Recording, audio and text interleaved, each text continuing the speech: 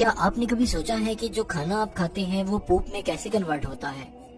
آئیے آپ کے ڈائجسٹو سسٹم کا ایک مزیدار سفر کرتے ہیں۔ فوڈ کی ڈائجیشن کا پروسیس آپ کے منہ سے شروع ہوتا ہے، جہاں آپ کے دانت کھانے کو چھوٹے چھوٹے ٹکڑوں میں توڑتے ہیں اور آپ کا سلائیوا اسے بریک ڈاؤن کرنے میں مدد کرتا ہے۔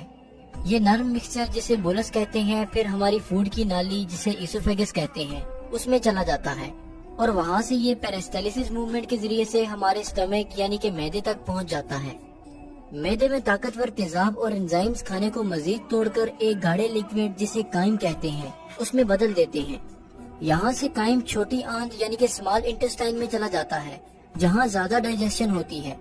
چھوٹی آنت کھانے میں سے نیوٹرینٹس کو خون میں جذب کر کے جسم کو طاقت دیتی ہے، جبکہ باقی کا فوڈ بڑی آنت یعنی کہ لارج انٹسٹائن میں چلا جاتا ہے۔ بڑی آنت میں پانی جذب ہوتا ہے اور بچا ہوا میٹیریل سالڈ ہو کر سٹول بن جاتا ہے۔ آخر میں یہ میٹیریل ہمارے ریکٹم میں پہنچ کر سٹور ہو جاتا ہے اور پھر یہاں سے یہ ہمارے اینس کے ذریعے باہر نکل جاتا ہے، اور اس طرح ہماری باڈی فوڈ کو پوپ میں کنورٹ کرتی ہے نا کمال؟ اپنی رائے کا اظہار کمنٹ سیکشن میں ضرور کیجیے گا۔ اللہ حافظ۔